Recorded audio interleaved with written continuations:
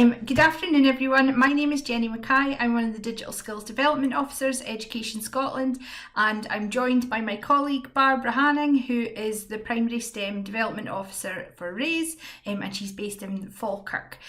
So this afternoon we're going to be doing an introductory session to kind of CAD, design, focusing on the use of Tinkercad and what that looks like and how you may want to use it in your setting. I see from our colleagues that are joined that majority of you are for primary. Tinkercad is suitable for use right the way through, and we'll cover that shortly. So this afternoon we're going to do a little overview of what is CAD, and then we're going to talk about it within the context of the technologies curriculum, and Barbara's going to speak to you a little bit about RAISE as well, which is the project she works for. We're then going to look at using CAD within the design process, and then we'll focus on how we turn our ideas into representation. So what are 3D models, how we can use them, and then that's where we'll do our hands-on demonstration of Tinkercad. So a little bit of talking, and then we'll demonstrate the whole package for you. We're also going to look a little bit about other products that you may want to look at 3D modelling with, and then further steps and support that you can access for professional development or for use within your class. This is one of a series of webinars that Barbara and I are running from DigiLearnScot and RAISE, and it's all under the heading of Teaching Tools for the Technologies. So what is CAD? If you're new to CAD and you're hearing it being bandied about, or you've seen it in the E's and O's, it's computer-aided design. So essentially a computer that's used to create or adapt the design. So when you go and get a fitted kitchen and they create a model, or these TV shows where they put the VR sets on, someone's built a system using CAD. Within settings, this includes software you may be familiar with or have heard of, such as Autodesk, and Autodesk is kind of an umbrella for a whole range of packages, and they own Tinkercad as well. We're going to look at specifically Tinkercad, but there's also SketchUp, you may be familiar with it known as Google SketchUp, Blender, Gravity Sketch, Morpholio, and again that has a range of different tools which can adapt sketches and lots more. The ones that are most commonly used, as I've mentioned, there are Autodesk packages, Tinkercad, SketchUp, Gravity Sketch and Blender. We'll talk a little bit about Blender later on, but for those of you who are from settings where maybe you've got code clubs, or if you're secondary, your colleagues in the computer science department have code clubs, then you may want to have a look a little bit at Blender. Code Club have a whole range of packs that accompany that software too. All of the ones that we're showing you, apart from Autodesk, are free of charge. So, within the national context, where does using CAD sit? So obviously sits within the technologies curriculum, that's why Barbara and I are involved. And it's referenced through the E's and O's. That's 3.3 within Higius highlights being creative, and using these packages allows practitioners as well as learners to be creative, get their ideas and move that next step beyond drawing or creating a model with physical resources in the classroom. If you haven't seen it, the team that I'm part of, DigiLearnScot, has a What Digital Learning booklet. These are always being updated and developed further, but this gives you alternative ways that you may not have considered in applying the experiences and outcomes and benchmarks. So it's just a kind of next step. Now, we've not covered the CDEG, so craft, design, engineering and graphics yet, but there's lots in there, and more, as I say, are always coming out from our team as well. If you're here and you work with early years, my background is primary and early years. We have also got the Realising the Ambition document, being me, and I'm going to talk a little bit about early years in a minute. But which experiences and outcomes? So essentially, we're always looking across the board, 9, 10, 11, and it's right the way from early years. So whilst CAD using computer design is not referenced in early years, It's specifically mentioned in 3rd and 4th. However, 2 and 3D models, which is what we're going to look at, is mentioned from 1st level right through. Within early years though, we are talking to our young people about creating and representing their ideas in imaginative ways, and this kind of software complements the traditional resources that we might be doing with blocks or junk modelling and so on in a really nice way. It's almost that next step for them. It can also enhance maths and literacy skills as well through extended vocabulary and understanding of the mathematics around 3D objects and the names and features, as well as measurements. So the full range, and these, as we go up the curriculum, there's a lot more, but these are some key statements that you may want to look at if you're planning on applying what you see today. I should also say, it was in the chat, but we are recording for the people who've just joined, and a copy of this presentation in PDF format is in the file space of the channel where this meeting is happening. Okay, so I mentioned early years as well, and I really love this quote from the Realising the Ambition Being Me document. Digital technologies provides an opportunity for us to design a unique learning space for children, bringing resources, experiences virtually. And that's the core thing. They might be creating something that's abstract because it's on the computer, they can't physically touch it, but they can interact with it through models, their models through VR or through augmented reality and XR. So I'll show you how you can also do that in some of the software later on. So it allows the young people to make something, and then although they may not have access to a printer, although hopefully you do, they can still interact with it or see it in their space to get their ideas in front of them. And just in case you are interested in the What Digital Learning May Look Like booklet, this is hyperlinked, but you may want to use your phone to scan that at the same time. So that leaves me, Barbara, would you like to talk about the RAISE documents? So some of you are probably familiar with RAISE. RAISE is a Scotland-wide initiative. It's supported by the Wood Foundation, which is a charitable organisation. There are 16 local authorities at the moment who are involved with RAISE. RAISE stands for Raising Aspirations in STEM Education. This came along as part of the STEM education and training strategy that practitioners need more confidence and more support in delivering science and technology outcomes. As you'll see there, originally RAISE was Raising Aspirations in Science Education, but we are now expanding it to say STEM education, and that's part of why this series of events has come about.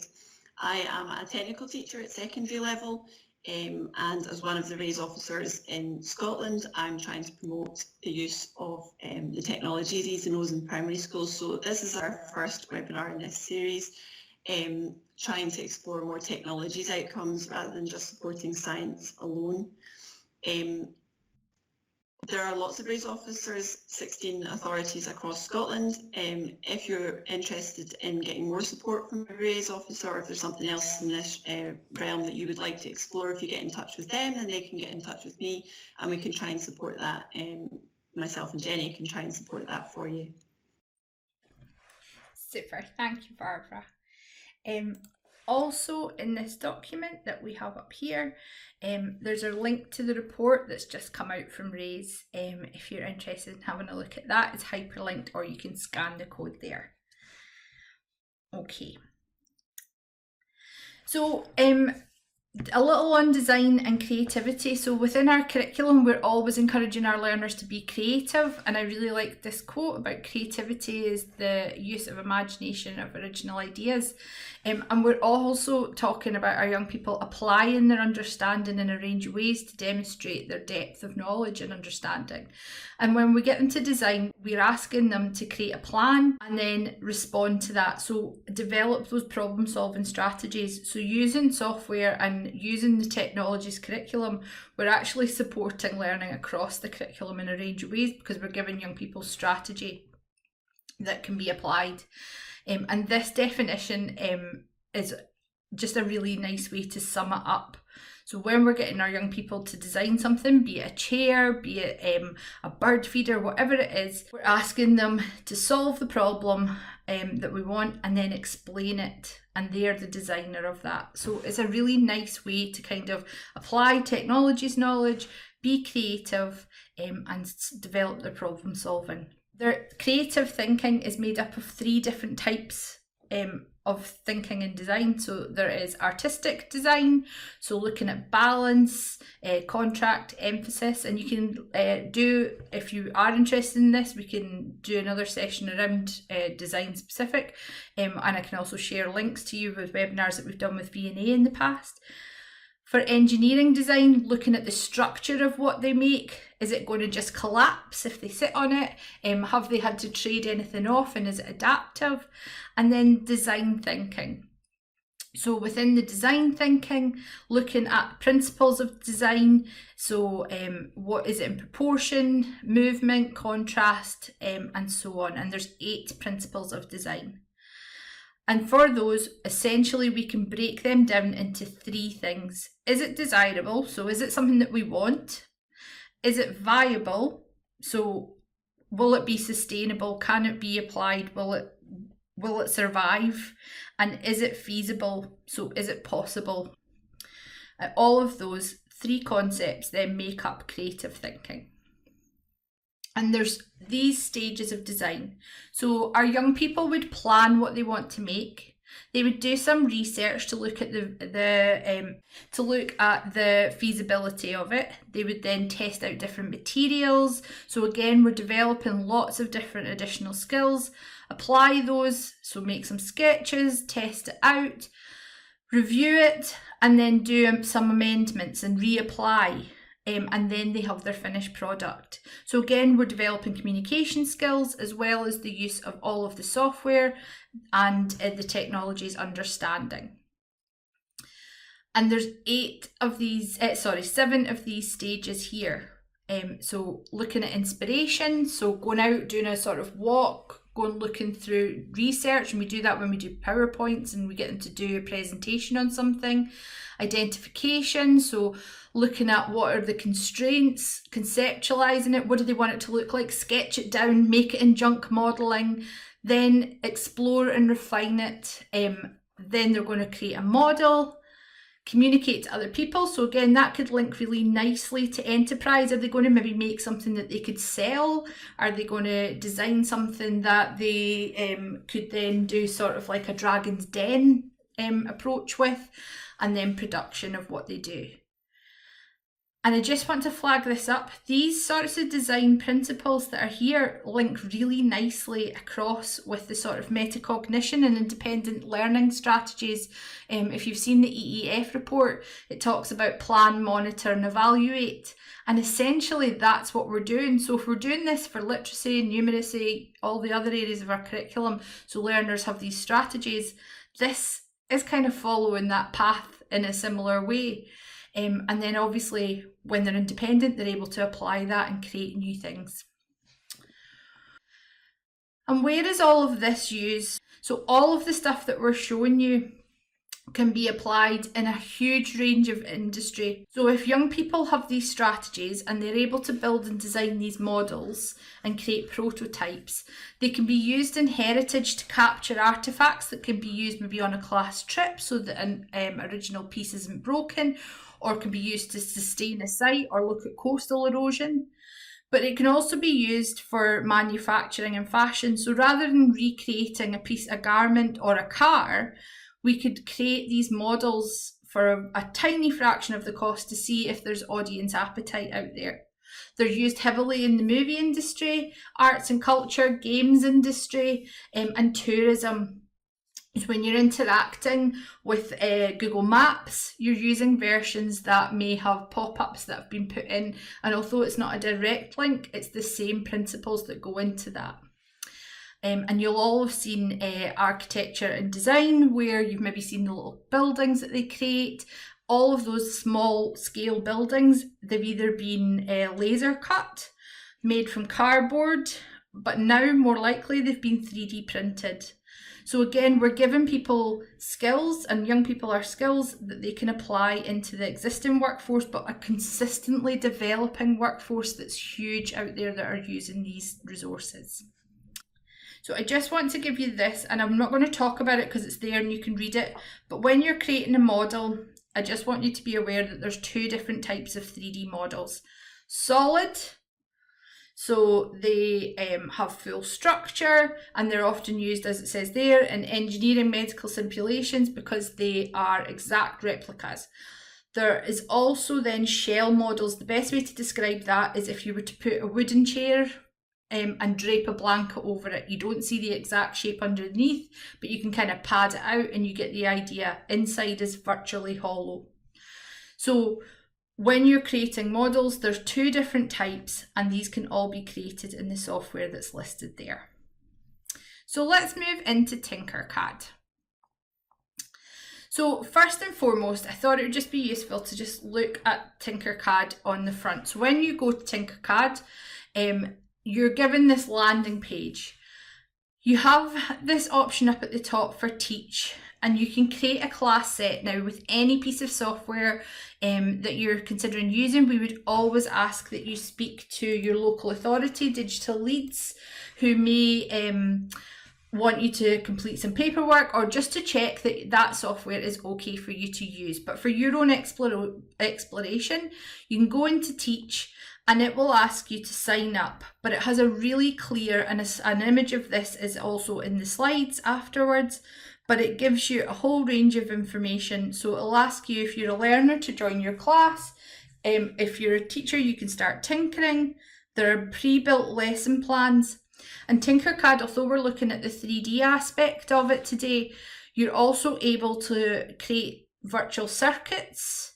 You're able to develop coding within it, and you can code a circuit.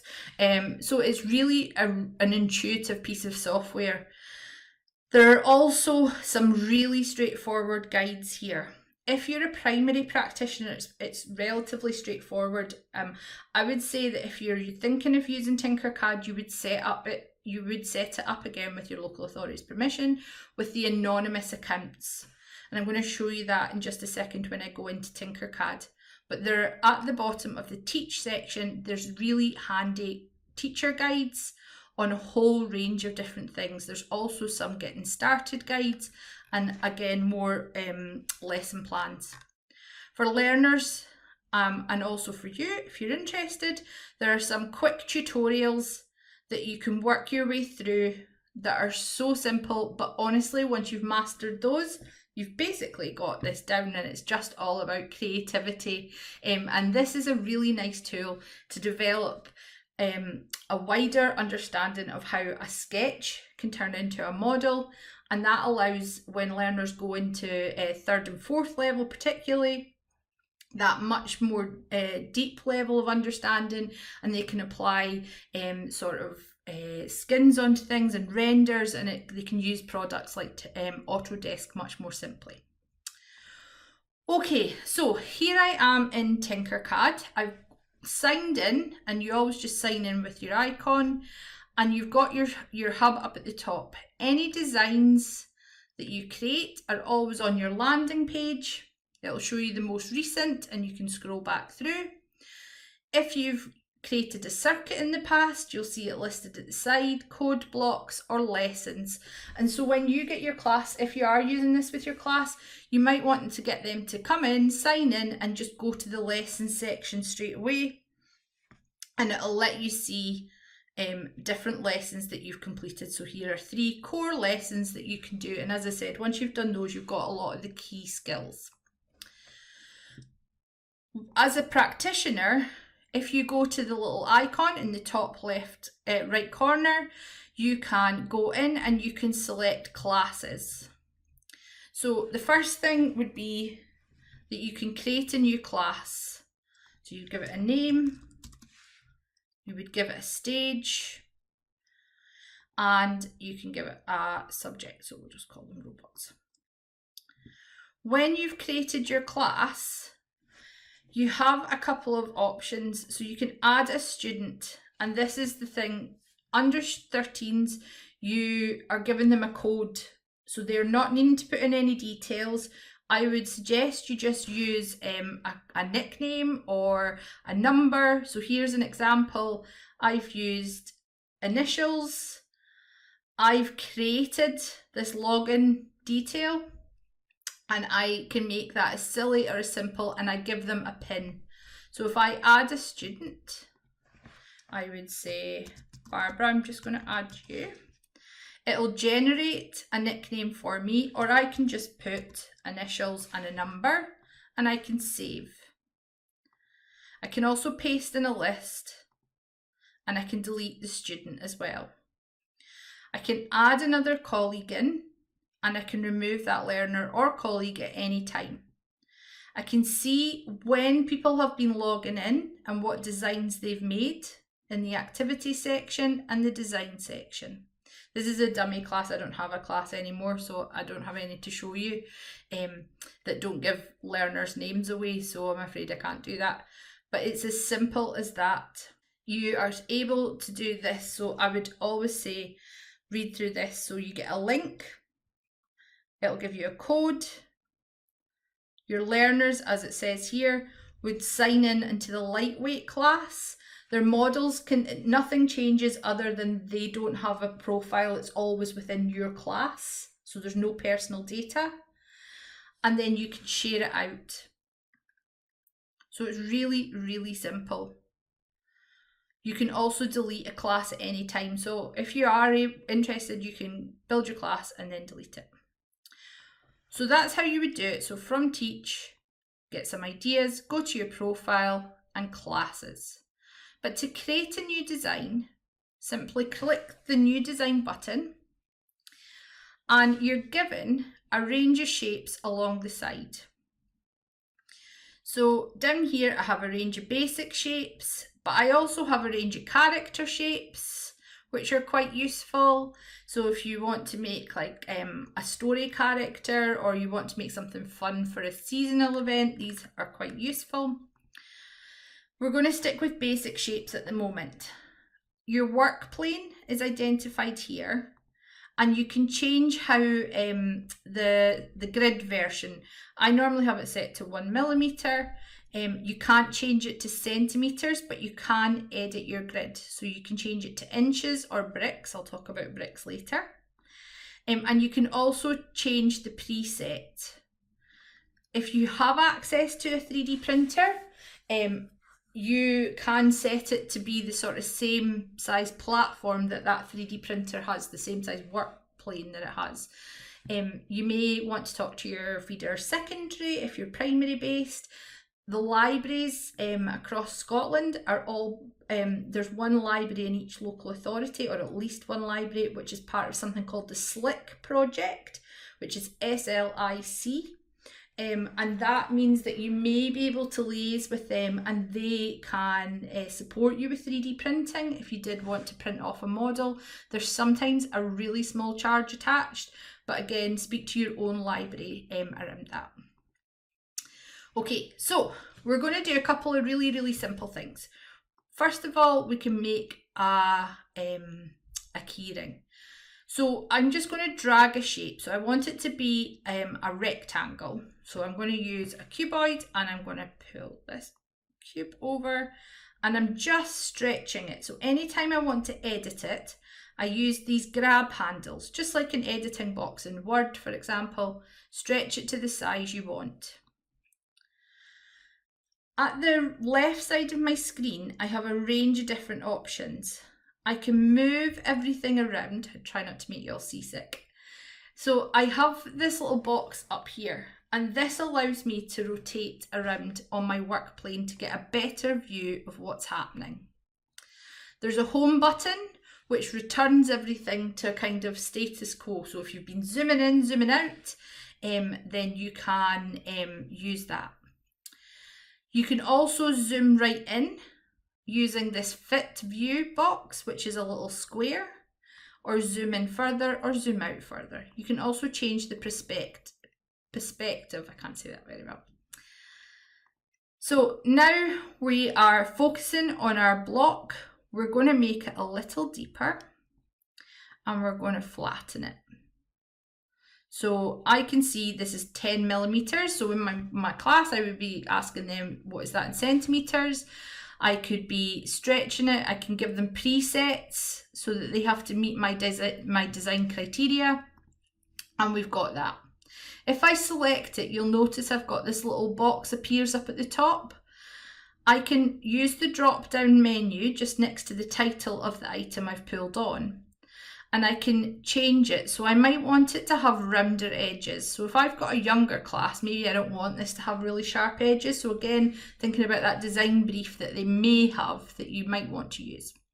I can also adapt the length using a sliding bar, or I can be really specific and type in here to get an actual length.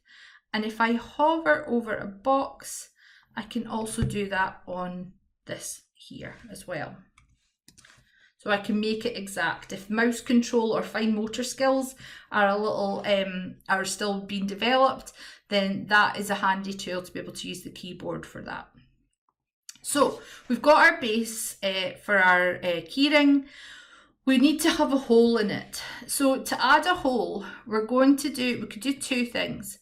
I'm going to pull a cylinder over and I'm just going to drop it here. I'm going to use my Fit View button to go straight in, and you'll see it has this little cone. So all shapes have these little cones attached. That allows you to lift it up off the sort of paper, off the work plane, or put it down. There's a number, just if I lift it up and down, at the bottom that's showing you how high off the paper it is. And you always want that to be 0. So it's sitting on your work plane.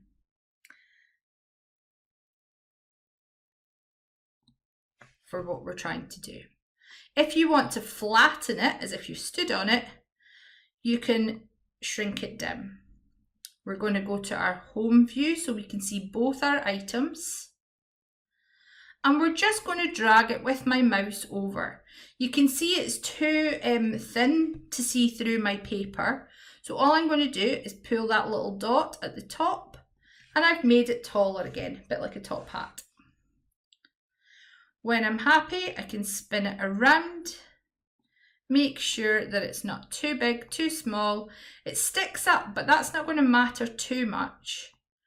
But with my class, we would do a bit of maths where we would work out exactly where the centre point is, place it there, and then using the little pop-up box, I would tell it that it's a hole. So now, if I go up and under, I can see I have a hole that goes all the way through it. So that's where my sort of loop would go. So I've added that on. I might want to add in some detail. This is a really handy tool. So all of the alphabet letters used to be individual, which was hard to line up. You can drag on a text box. And here, if I do that, you can see that I've got some text here. I can type in the box where it says text to say what I want it to say. I think it's just going to take a minute to catch up with me. Oh, I'm going to get rid of that in a second. I can change the font by clicking, changing the font so it's a little bit more legible for the age and stage you have. And if I put that on top of my keyring, I'm not going to see it. So I'm going to change its colour just so that I can see it, although that's not great for colour blindness. So let's change that to yellow. Okay. So again, I might want to select my item and have a more focused view, then twist it round, and I can stretch it up. When I'm happy with the height of my shape, drag it on, adapt it, lift it, push it through, whatever you want to do. Tell it it's a hole because we're going to punch right through again, just keeping that theme going. Check it's all the way through. And when I'm happy, I can leave it at that. I can also, however, pop in a little keyring. And we can print this too. So here I've got a flat disc, so a ring, but I want to turn it on its side. Before I do that, Barbara, can I just check, is there any questions in the chat? Is everybody okay? Please do ask any questions if I'm going too fast or if you want to know something specific. You're okay for now. Perfect. Okay. So if I zoom in just a little, you'll see on every shape there are these little sort of semicircles with arrows. So I want to flip my the ring that was there, and I want it to, instead of being completely flat, I want it to be upright. So when it prints, it's going to be through the keyring. So I'm going to then ask my class, work out what the angle is, so we know it's going to be 90 degrees. I'm going to check that I'm happy with that, so I'm just going to go around. I can see that it's actually below the work plane.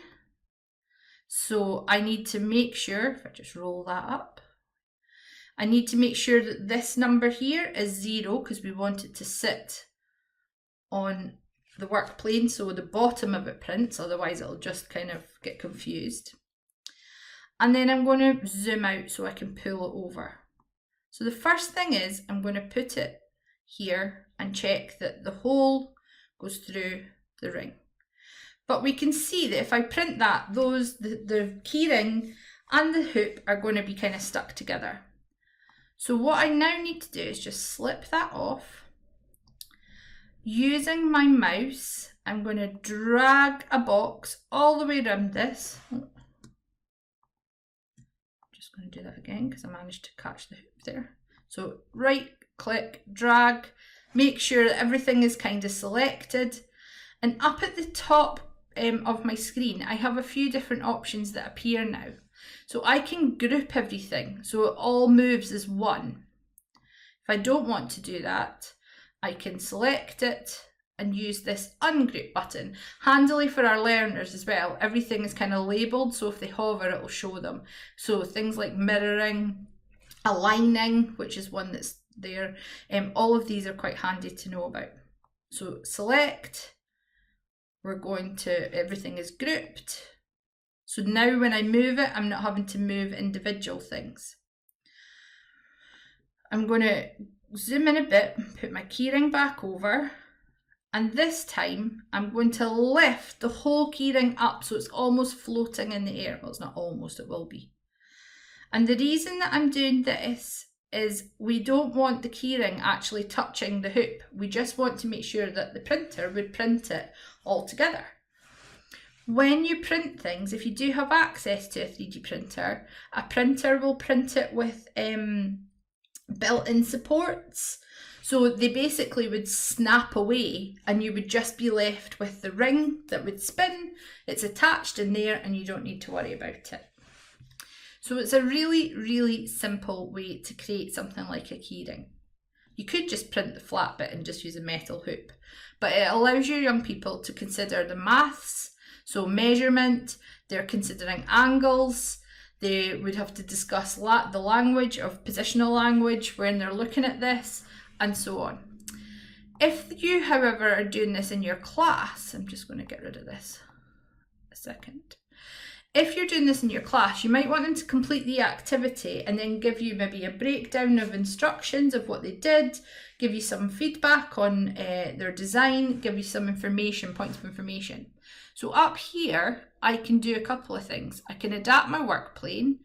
I can use a ruler if I want to make sure something's got specific measurements, and that will appear on my work plane.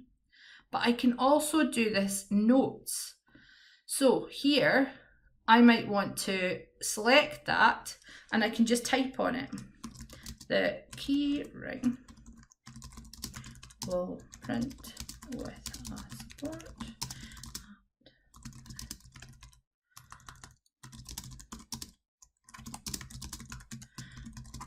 So this allows me to understand that they have a full grasp that the printer can support itself by using struts, that they have an object, they can put information in it if it's not that clear, and I can view this. So whenever I view it, I will also see that. At any time, if they don't want it, they can just get rid of it.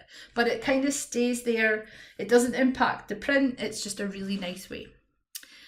Another really simple thing that you can do is you can combine your shapes to arrange different things. So for example, I don't need to worry about saving it. It'll automatically save.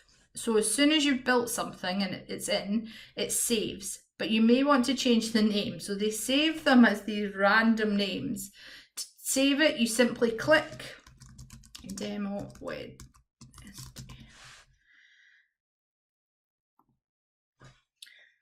Oh, I think somebody's locked out. Let me just check.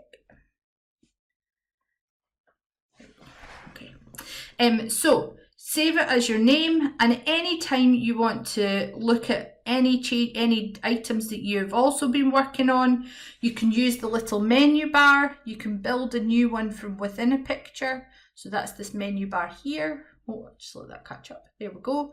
Or click Tinkercad and it'll take you back home. So that takes you to your landing page eventually when it just starts to join back in. Okay, so just while it's loading, once you've got a model, we're going to open one that we've done, I made earlier this afternoon.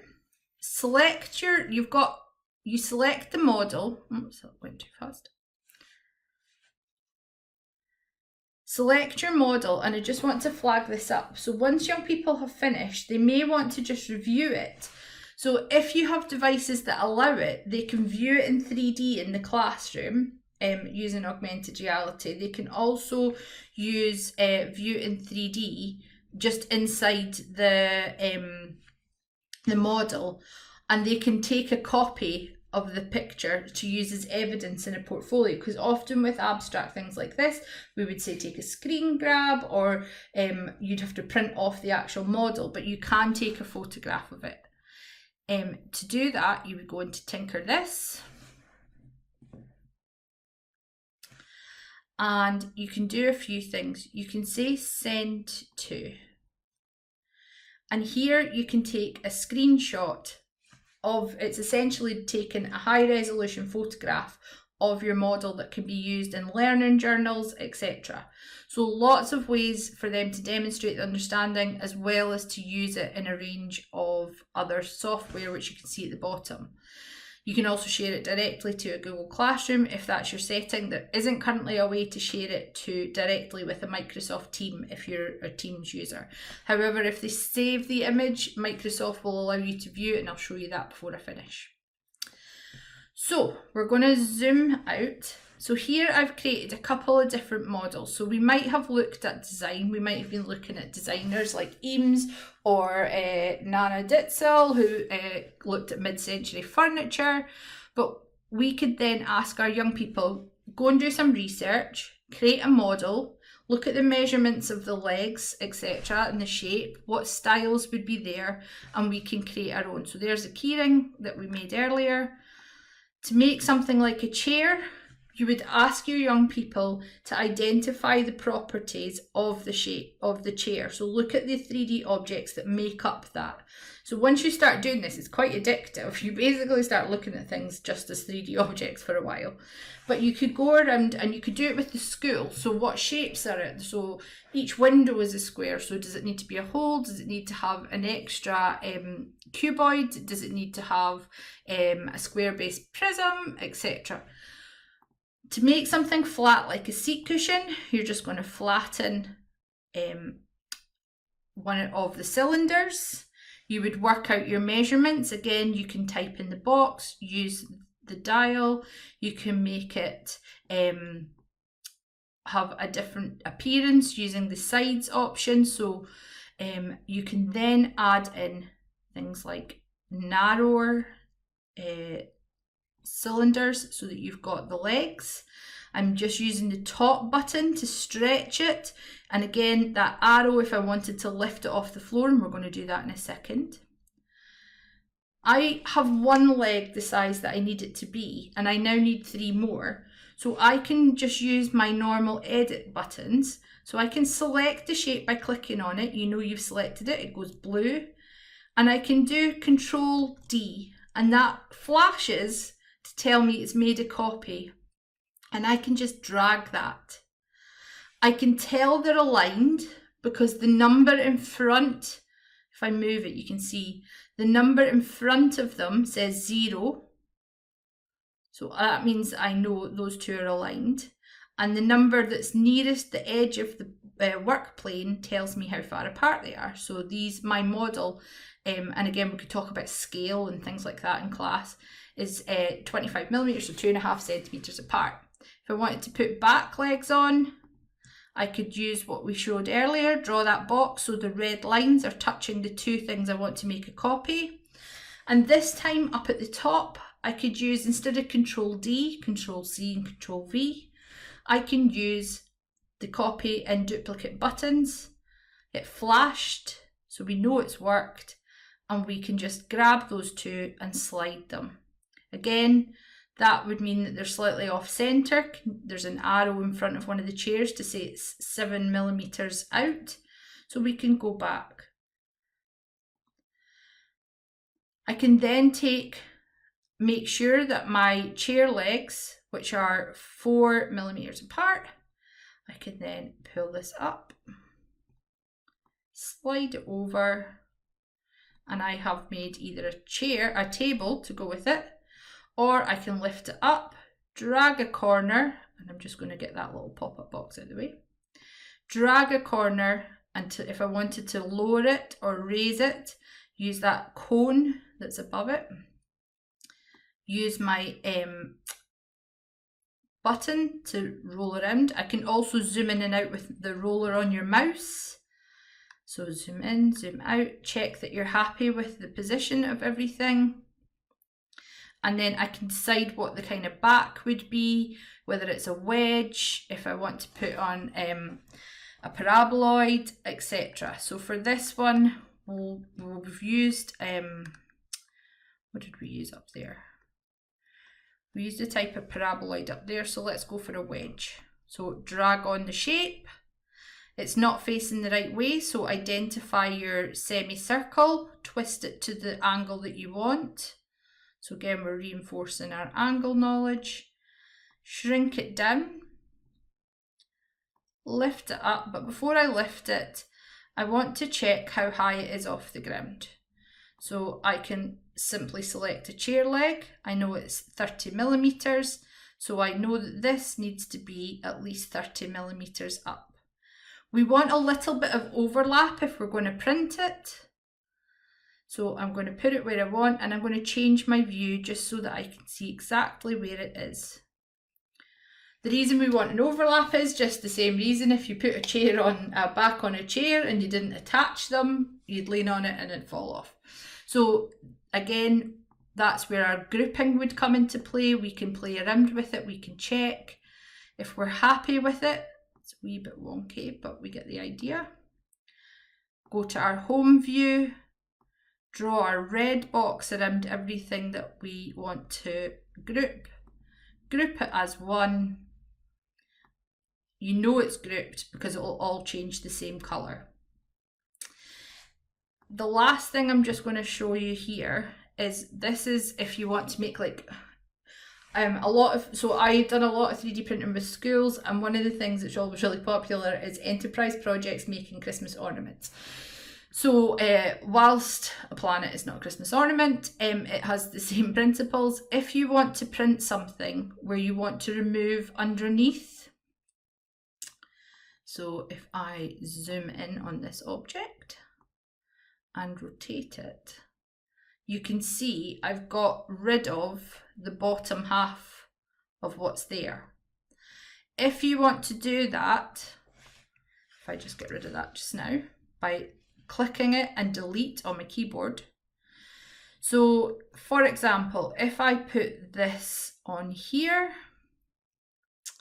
and I want to put,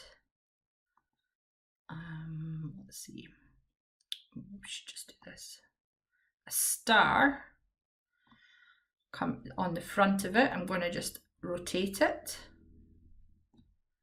I'm going to lift it up, but I don't want the bottom half.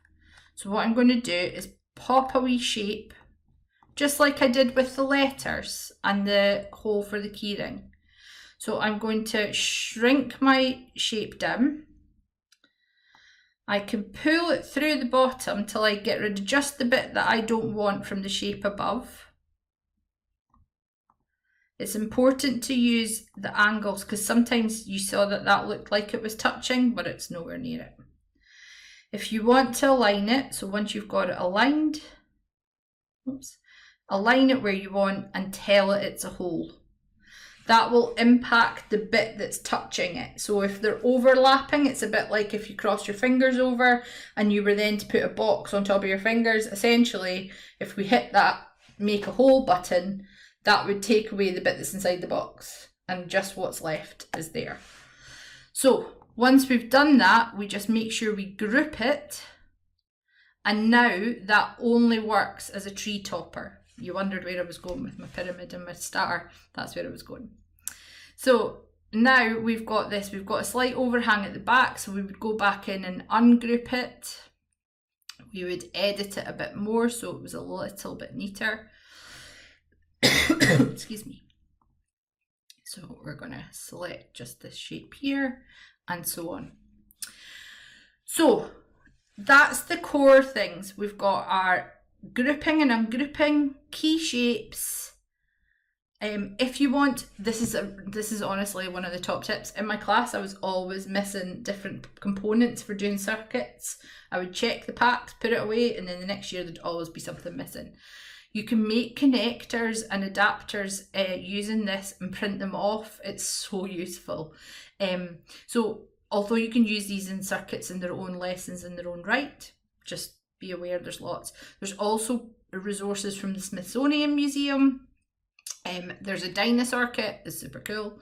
And there's lots of other options in there. But essentially everything that's there allows learners to be creative, answer a design brief, and that's something that you can set a constraint or a specific brief to, or it could be just something that's exuberant and creative.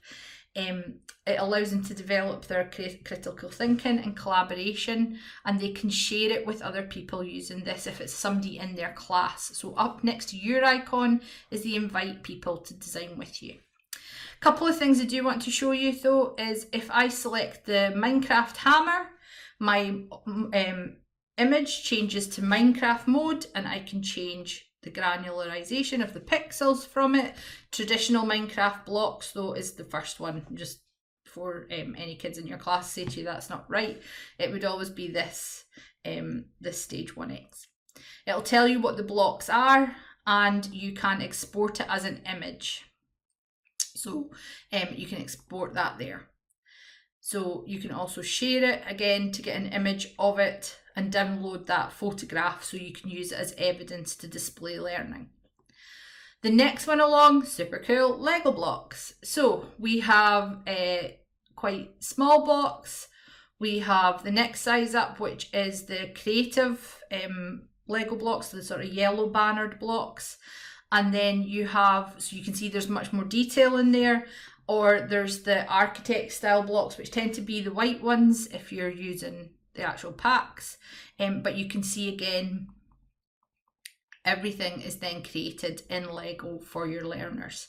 You're not able to print the Minecraft one, you're not able to print the Lego ones. You can share an image of it though, I'm afraid, but you can't print it. Once you are happy with it, you can just flip that set of 3 boxes by 3 and it takes you back to your design. But young people quite like just exploring what it might look like in a different way, and it also allows you to maybe answer a different brief, or if your tenancy in your authority has Minecraft or you have learners that use Lego a lot, then that's quite useful there. So you have import. I'm going to show you a site in a minute that is useful. Some websites have pre-built models. You can import a model, just works the same way as OneDrive, Google Drive, or a pen drive would work. You basically drag the file that you want or select it just like a pen drive. The file types you need are STL, object files, OBJ files, or SVG files. So at the end, just look for those extensions. The majority will be STL or object files. You can export your model, again, using object files, STL files. This GLB file, I'm going to show you something super cool in PowerPoint with that in a second.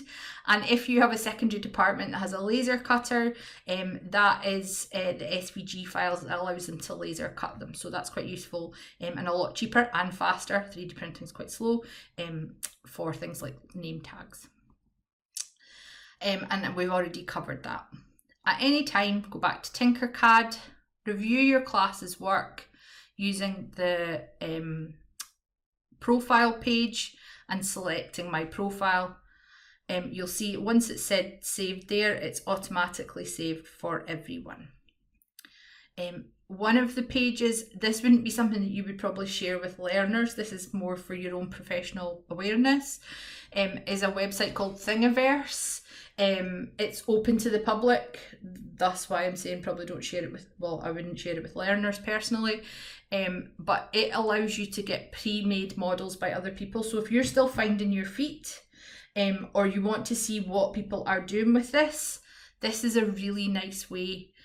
So if you're doing things like eco projects using bottles as bird feeders, it gives you a model, you select the model, you get a little bit of information about it.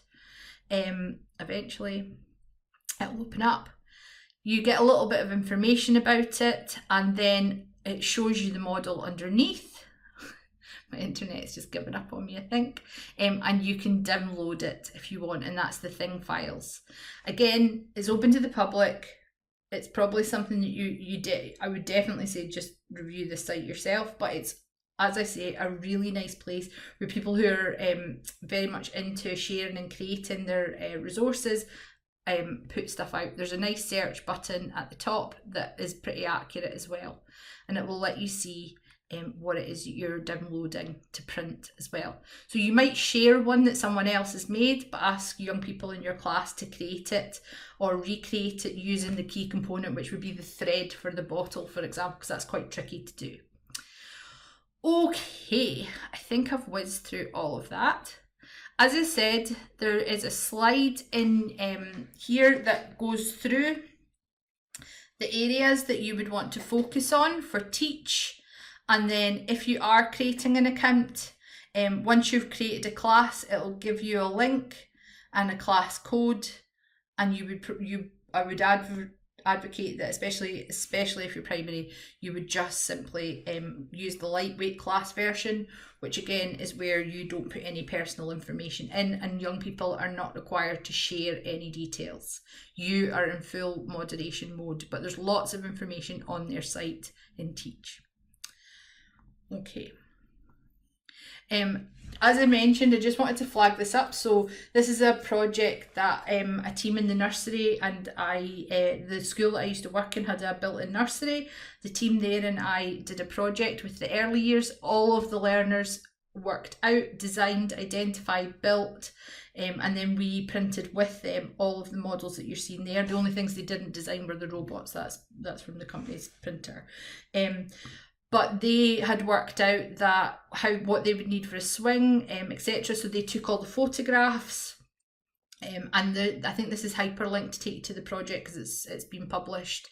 So you can see they went round and they identified the 3D shape. So it's completely feasible to do this from early years right the way through. Okay, I did say I would show you something that's quite cool. If your learners make models but you don't have access to printing, or you don't have the ability with devices to sort of have augmented reality sort of models in your classroom, what you can do is import them to PowerPoint. So you get them to build it and you export it as that GLB file. And then if I come out of present mode, and that's important, in PowerPoint on desktop, so it cannot be on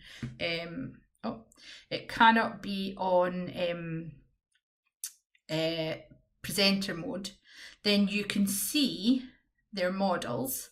So again, they're still maybe going through that more traditional way of give a presentation, which is crucial to the experiences and outcome for literacy and talking and listening. But they can then put their model up there. They can talk about the process, they can talk about design challenges, the brief, etc.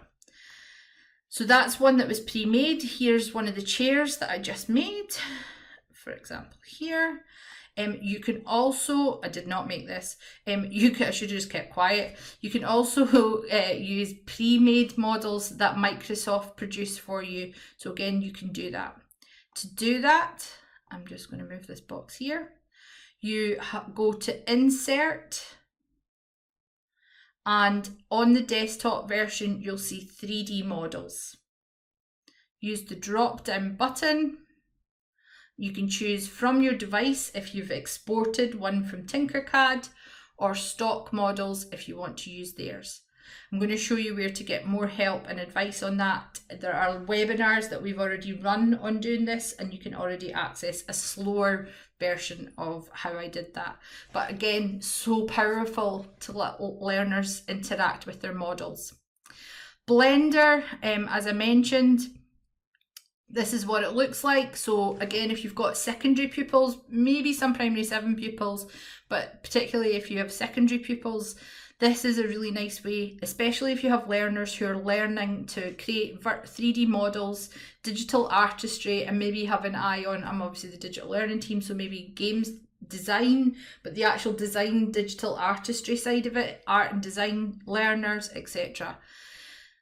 All of the information is down the side. Code Club has really useful packs just for familiarization around coding challenges, but once you have that, it allows you to have a much greater understanding. And again, you can print off your models. Paint 3D, if your setting has a Windows 10 device, you may likely do, but may not, but have access to Paint 3D. If you're not sure, search the magnifying glass, just search Paint 3D, and it'll come up if you've got it. If not, again, please speak to your local authority. Every authority is different. What it looks like is a really simple paint drawing tool, freehand drawing. So again, if you want to develop, if you've got somebody who's really artistic, or if you have learners who you just want it to be more free flow, younger learners, and so on. But you can, up at the top, just make out here 3D models, 2D models, and lots of effect. So this is something that I drew with a session for the V&A. Again, you can see I could then take my model and put it into PowerPoint, but I could interact in here. I could make a stamp with the design. This is a Mary Quant dress. There's a short 10-minute video on how to do that on DigiLearnScot as well. But it allows you to see that it doesn't have to be the controlled blocks. If you're either ready to move away from that or not ready for that, something like Paint 3D is really useful. Adobe Create has a lot of resources. I'm not going to talk about them, but they're there. And Microsoft Education Centre also has lots of resources. This is all hyperlinked up around 3D models and what you can do with them. There's a really handy guide on putting them into PowerPoint here as well. And they also have a course. I mentioned Gravity Sketch. That's an iPad app. So I know lots of people are Google, some are Apple, some are Microsoft. So Gravity Sketch is a web-based tool, which I think there is a charge for. However, it has an iPad app, which there doesn't appear to be a charge for. I've used it for years. It's so useful. You can create really detailed activities, or you can create really simple items with symmetry built in. If required, you can export them and then develop them further on other programs or print them off. Again, there's some content. DigiLearnScot has a range of resources available. We're looking to always develop and add new things. You can find the digital learning and science and technology and STEM professional learning communities by highlighting and selecting the QR code there.